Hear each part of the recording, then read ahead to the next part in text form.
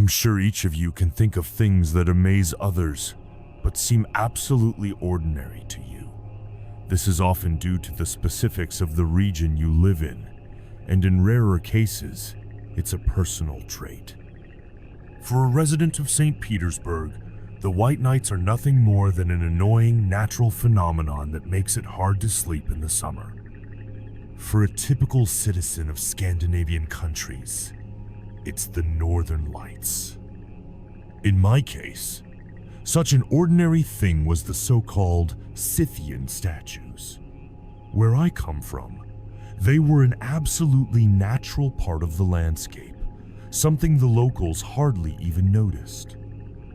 And they were wrong to ignore them. Lifeless stone figures with eerie, primitive carvings.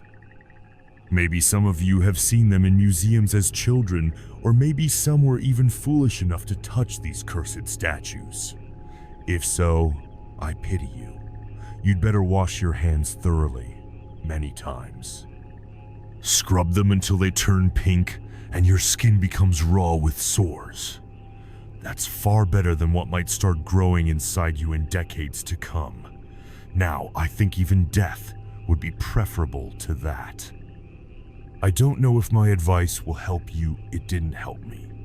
You can't scrub away the stains on your mind and psyche, and the famed remedy of vodka will only make things worse.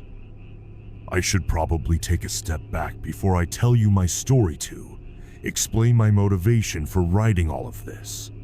If you're reading this, then chances are I failed. You'll understand why soon enough. My story is more of a personal message to myself, just hidden in a public place. No matter which forum you find my story on, remember if I posted this online in this forum, it means things didn't work out for me.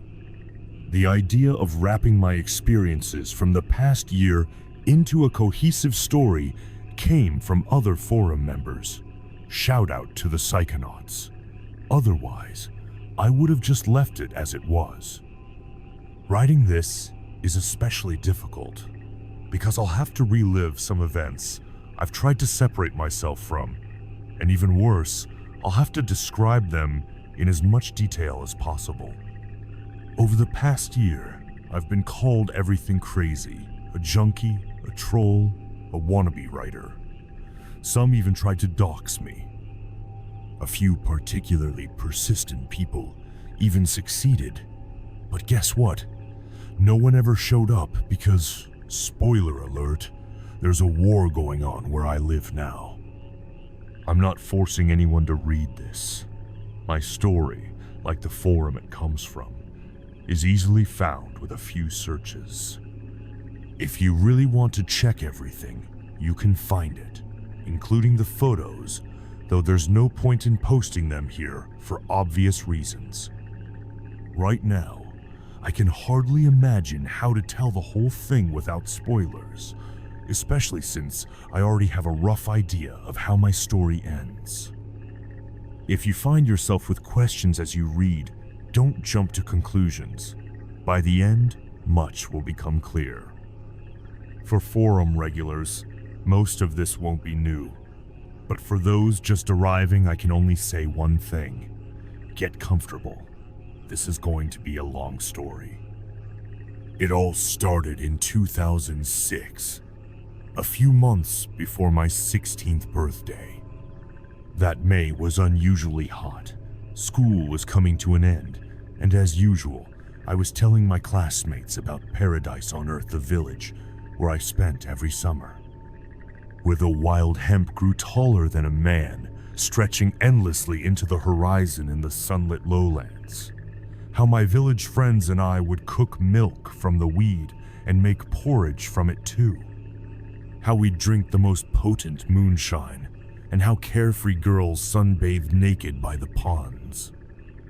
In those final May days before summer break, I could talk for hours about what my summer would be like. That was how I imagined Itho my previous summers had always gone. But not this one. I used to visit that village to stay with my grandfather on my mother's side. He had worked in a mine his entire life, and for as long as I could remember, he was always sick. He constantly traveled to different sanatoriums for treatment. And as it happened, his latest trip coincided with my arrival. That became the perfect excuse to convince 2 of my classmates to come with me. If you look at the names of the settlements in my region, you might think the calendar only has 2 months, October and May. My fate was tied to a village called Mayski, May Village. I keep saying village, village. But to help you better understand what kind of place this was, let me take a small detour. Mayski was a small mining settlement about 40 kilometers from my city. It had all the basic amenities of civilization, and by that time, some parts even had internet. Houses were given to miners in the late Soviet era, and by the time of my youth, there were roughly 500 homes. Other than a massive ravine, which some called deep and others wide, there wasn't much of note. The real peculiarity was what lay inside that ravine, stretching all the way to the horizon. Those cursed Scythian statues. The locals hardly noticed them, just as I hadn't until that fateful summer. Before the trip, I had been telling my classmates, Slava and Vitska, all about the cool guys from the village, how I'd introduce them, how we'd throw an epic party. I painted a picture of us as part of a rowdy gang that shook up the whole area. I truly believed that's how it would go, but from the very beginning, things just didn't seem to go right. On the way there, I imagined us being greeted the moment we stepped off the bus. We'd quickly drop off our stuff at my place and head straight to the ponds, drinking beer and roasting sausages until morning. But when we got off the bus, there was no one. Not a single familiar face, nothing but silence, all the way to my grandfather's house. The whole place felt frozen, like a photograph. "Damn, is it always this quiet here?" Slava asked, looking around uneasily. "I never really paid much attention to it," I replied. And for the first time since childhood, I actually noticed the silence that had always been there. That question could be considered the starting point of the eerie things I would begin to notice later. And at this point, it's impossible to avoid spoilers. For instance, how would you feel knowing that, for God knows how many kilometers, there wasn't a single tree? Or that no one had any pets, no livestock, no chickens, no guard dogs, no cats, not even mice? These disturbing details only became clear to me much later, too late. But for now, keep them in mind. We dropped our things at my grandfather's house and set out to find the village guys. We passed house after house, only finding elderly grandparents. After checking nearly a dozen homes, we were about to give up. The sun was at its peak, and hunger was setting in. That's when we finally ran into someone I knew, Paha.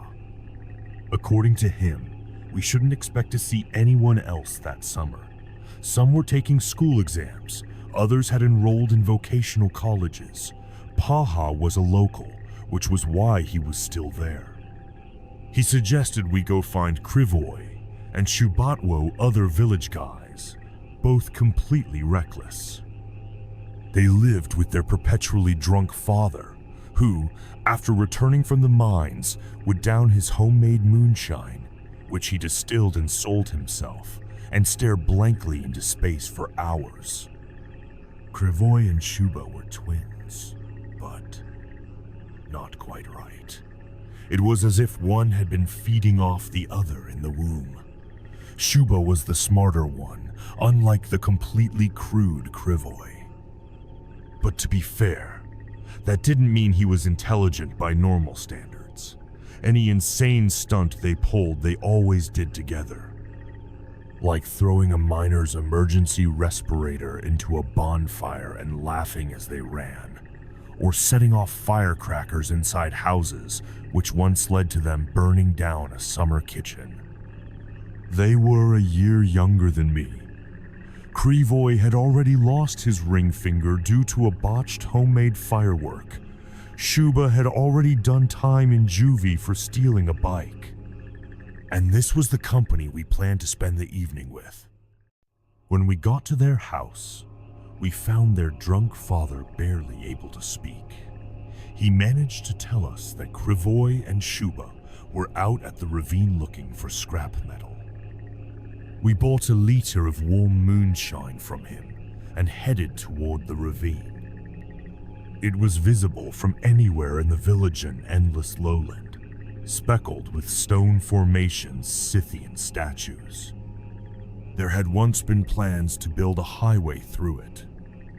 Construction materials had been brought in, but then the Soviet Union collapsed and everything was left abandoned concrete slabs, massive rings, broken highway dividers, and bridge supports.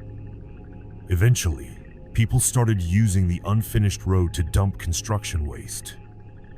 As kids, we used to go there, searching for scrap metal or anything interesting. But most of the time, all we found were broken bricks and chunks of plaster. Looking for the twins didn't take long. Once we descended into the ravine, we immediately heard the heavy thud of hammering coming from the dump. Krivoy and Shuba were now making a living by smashing concrete slabs with sledgehammers to extract the rebar inside. When we reached them, I literally didn't recognize them. The last time I had seen them, I was saying goodbye to skinny, scruffy kids dressed in ill-fitting clothes. Now, standing before me were two grown men with massive, veiny forearms. Visually, Krivoy and Shuba were now almost identical, both looking like athletes. Shuba already had an awkward-looking dark mustache, while Krivoy had a patchy, unshaven stubble, even though they were a year younger than me. Meanwhile, my school friends Slavin and Vitek and I were still covered in nothing but soft, white fuzz. None of us had even shaved before. After introductions, we sat around the dump for a while, sipping on the cloyingly sweet homemade liquor and eating the stale bread the twins had scavenged. It felt like things were falling into place. I even started reminiscing about all the wild summers we'd had together. But judging by the faces of my school friends, it was obvious they were uncomfortable. Vitek was at least trying to enjoy himself, but Slavan openly admitted he didn't like them. He said it out loud, and that's when I too started noticing that the guys from the village were nothing but crude, thug-like lowlifes. My bias had blinded me, had known them since childhood, after all. But once Slavin said it, it was like a spell had been broken. In this new, sober reality, I suddenly felt uncomfortable as well. Paha, the first guy we'd met earlier, had gotten drunk astonishingly fast and was now rambling nonstop. At first, we tried to make sense of what he was saying, but soon we just stopped paying attention. Eventually, his incoherent muttering turned into quiet sobbing. The twins had found a station playing Russian prison ballads on their little pocket radio and were silently smoking. Vitek, his eyes glazed over, stared into the distance. Slavin kept trying to convince me to leave. And that was when it happened, the moment that could be considered the beginning of the end for all of us. After Slavan's latest attempt to get me to leave, Shuba suddenly turned to my friends with an unsettling look in his eyes and asked, "Has he shown you our main attractions yet?" He stubbed his cigarette out on the head of the sledgehammer lying at his feet. "We've almost dug up a new one," Krivoy chimed in with a smirk. "Yeah, Your help would actually be useful. We wedged some beams underneath. It'll take all of us to flip it over, Shuba added. He was talking about the Scythian statues. I'll say it again. Up until that day, these were just rocks to me. There were so many of them in our village that I had completely stopped noticing them. Come on, let's go. You'll be the first to see the new one. We've been digging it up for months, Shuba said excitedly, jumping to his feet. They grabbed their sledgehammers, packed up their stuff, and helped Paha to his feet. Then we started walking toward the center of the ravine. Along the way, we passed dozens of Scythian statues, some standing, some fallen, some half buried in the earth. They loomed over us with their eerie, lifeless presence. Had I been sober and less of a fool, I might have realized something was very, very wrong. But we just kept walking and walking until the scorching May sun started to feel cold. We moved in a single file line, but the thing the twins had unearthed loomed behind those walking ahead of me. It was an unbelievably massive, elongated stone slab, its surface barely visible beneath layers of dirt and tangled weeds. Carved indentations could just barely be seen through the grime. It was the largest Scythian statue I had ever seen in my life. Usually, they were no taller than a couple of meters. But this one must have been at least 5. Jutting out from its sides were thick wooden beams, giving it the eerie resemblance of a voodoo doll. It seemed the figure was lying face down, and the twins wanted to flip it over. Let's all push on different beams. Krivoy, you watch for gaps, Shuba instructed, tossing his things aside. We stared in confusion at their bizarre contraption, unsure of how to even begin, but they were already at work, rocking the first beam back and forth. You two stay here, and you guys push on the next one, Shuba barked, hopping onto a beam. Come on, just a little more, Krivoy grunted, shoving from the opposite side. Slowly, the massive figure began to turn. Now you, Shuba yelled, rushing to the other end. The ground groaned, wooden beams creaked, and with a deep, resonating crack, the statue began to roll over, tearing chunks of grass-covered earth free. Even with dirt still clinging to it, bugs scattering in every direction, I could clearly see its face. And the moment I did, a chill shot through my entire body. It was as if, all at once, a praying mantis, a bird, and a wolf were staring at me. A long snout almost, like an insect's elongated head. Then, a split second later, it looked like a beak. Then, a gaping maw. That snout, beak, mouth head. It was horribly mutilated. As if someone had desperately tried to destroy it, hammering at it with all their remaining strength. My eyes drifted downward. The head blended seamlessly into the torso, where sagging, chiseled breasts stretched all the way down to an unnaturally protruding belly. This thing, was unmistakably pregnant. Its small, clawed hands with webbed fingers cradled its grotesquely swollen stomach. If it hadn't been for last year's heavy rains, we never would have found it, Shuba said as he walked across the fallen figure. The floodwaters uncovered at least 50 others, flipped almost all of them, but they were small. This one, though, I've never seen anything like it. Let's drink, Krivoy shouted and pulled out some moonshine. We started passing around the bottle, the moonshine now tasting 10 times more disgusting. The twins, who had been relatively sober before, quickly became visibly drunk and started slurring their words. Shuba, standing on the stone, began jumping on its stomach. "Damn, it's hollow, I think." "Ha!" he shouted, joyfully stomping on it with his foot.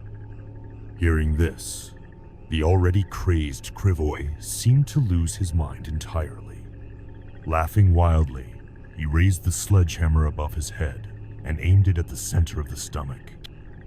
I think at that moment, everyone screamed, even Paha, who could barely move his tongue. "No, don't."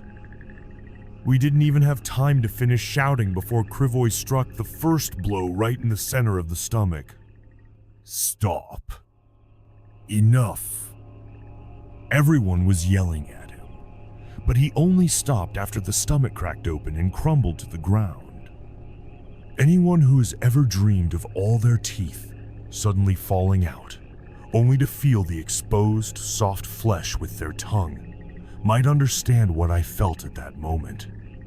I knew something very bad, something horribly wrong and irreversible was happening. Staring into the hollow where the stomach had once been, I struggled to rationalize what I was seeing.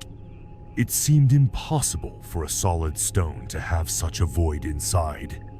Even back then, I knew that Scythian statues were carved from whole stone.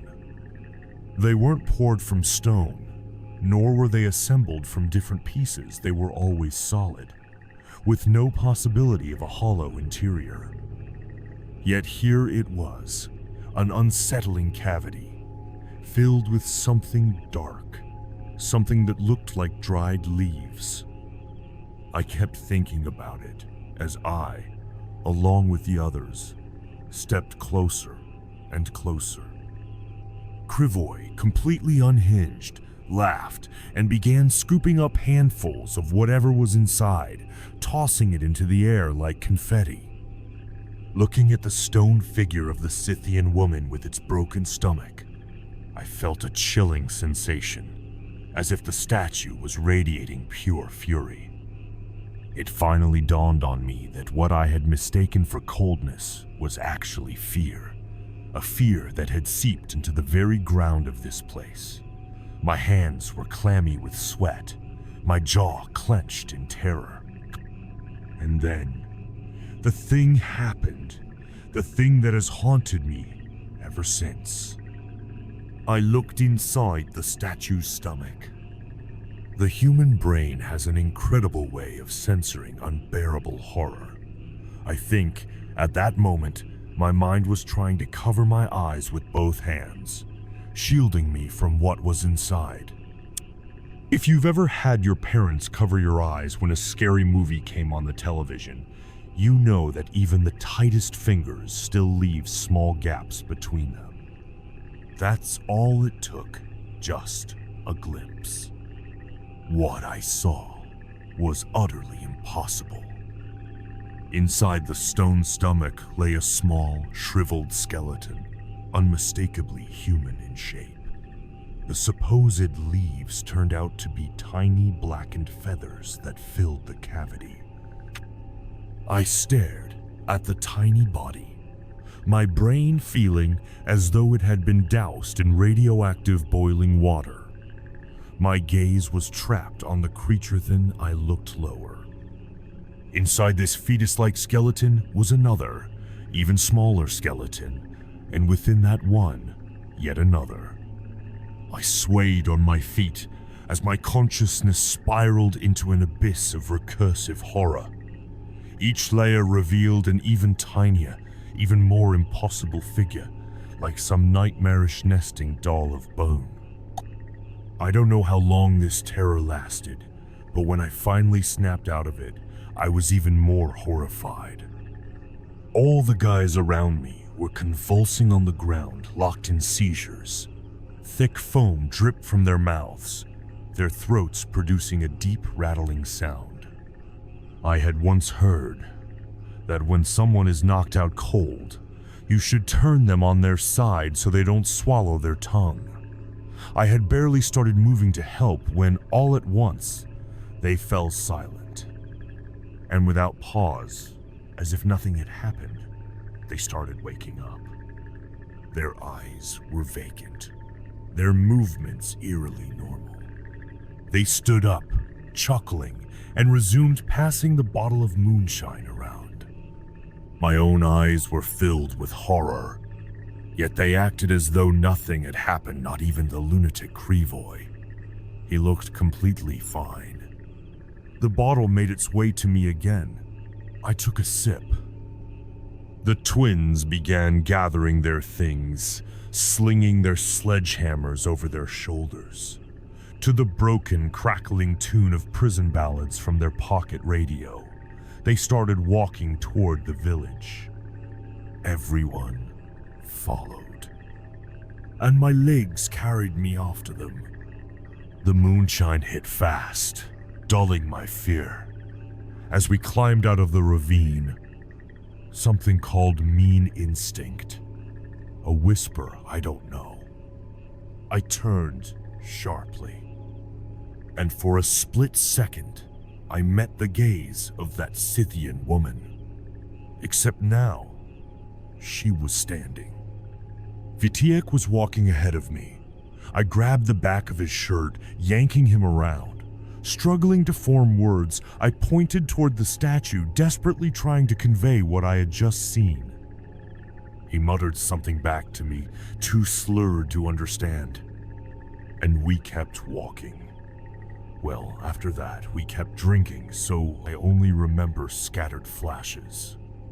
How I stared at the streetlight in the twins' yard, how we wandered off somewhere in the dark, and then morning. I remember opening my eyes and seeing Witiek staring at me with wide open eyes. His face was covered in dark, slightly greenish stubble, mold. It spread evenly across his face, running down from his neck under his clothes. Slavin, who was in the kitchen trying to cure his hangover, was also covered in mold. It coated his ears and the back of his neck. But when I checked myself, I found nothing of the sort. I even exhaled in relief. Their horror at the situation was so intense that after washing off in the outdoor shower, we left my village that same day. While waiting for the bus, I kept questioning them about what they remembered from the previous night. Did they recall having epileptic seizures on the ground? Did they remember the hollowed-out belly? But the last thing they could recall was meeting Paha and buying moonshine from the twins' father. After that, them drew a complete blank. In moments like these, you'd think, phew, we got lucky. We boarded the bus, arrived back in the city, and went our separate ways. I'd like to end my story here, but unfortunately, this is only the beginning. From here on, I'll try to be more concise, skipping over entire years of my life. Slavan and Witiek and I still talked during school, but after graduation, we went our separate ways. Slavan moved away, and I never saw him again. Witiek stayed in our city. He'll reappear in my story later. I never returned to the village. My grandfather died 2 years later, and the house was left empty. During that time, my parents divorced, and I went downhill. Instead of university, I went to trade school after 11th grade. I kept drifting through life, drinking, working exhausting low-paid jobs, and slowly slipping into oblivion. Witiek, on the other hand, managed to get married to a short, chubby woman. He himself became a small, stocky man with a slight belly, a receding hairline, and very red mustache. It was like he was cosplaying an adult man at a young age, exaggerating all the stereotypical features. Life kept moving forward until 2019. I'm sure it was Vitek who set off the chain of events that ruined our lives. He had a child. What I'm about to tell you, believe it or notice, what I heard from a mutual acquaintance. Even before the birth, doctors warned Vitek's wife that the baby was not going to be healthy. She had a C-section, and the newborn was placed in intensive care. He stayed there for no more than a few hours. When a nurse opened the incubator and touched the baby, a cloud of green dust burst into the air at the very first contact. The baby had completely rotted from the inside. When they unwrapped the blanket, all that remained was skin. Vitek's wife, after seeing this, jumped out of the hospital window on the spot. The nurse was immediately committed to a psychiatric ward. The police claimed the baby had been stolen and opened a casino. One even considered listening to the nurse. But the most interesting part was what happened to Vitek. At first, he disappeared. No one seemed to care except his mother. She kept trying to find a locksmith to break into his apartment. A month later, she finally did. Vitek lived on the ground floor of a rundown Khrushchevka. When his mother stepped inside, she didn't immediately understand where the overwhelming smell of dampness was coming from. Then she saw the hole in the middle of the living room, 20 meters deep. And at the bottom, nothing. No Vitek. Not even the faintest clue as to what had happened to him. How did this affect me? That's when it all began. At first, I started hearing a vibration behind the wall. Then it turned into a hum, like the low chanting of a choir.